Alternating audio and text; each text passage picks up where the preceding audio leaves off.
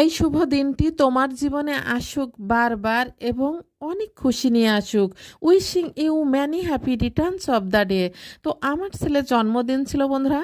তো আমার ছেলের জন্মদিন উপলক্ষে আমি পায়েস রান্না করেছি, এই যে কেক নিয়ে এসেছে, কেক কেটেছি।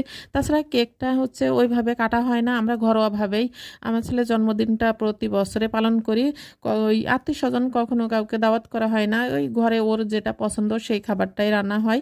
আর এই যে এই কেকটা নিয়ে এসেছে অনেক শখ করে, আর ও অনেক আগেই কেকটা কেটে ফেলেছে ভিডিও করার আগেই, কারণ ও কেক কাটাটাটা এতটা পছন্দ করে না।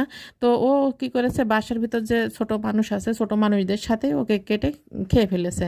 তো দেখেন এখানে আমি পায়েস রান্না করছি বিভিন্ন এই যে এখানে ফিরনি, যেটা ফিরনির মধ্যে সব ধরনের বাদাম কিশমিশ সব কিছু আছে, সামান্য এখানে দিয়ে দিলাম দুটা এলাচ আর দুধ দিয়ে, সম্পূর্ণ দুধের দিয়েই এই ফিরনিটা রান্না হচ্ছে। তো সেই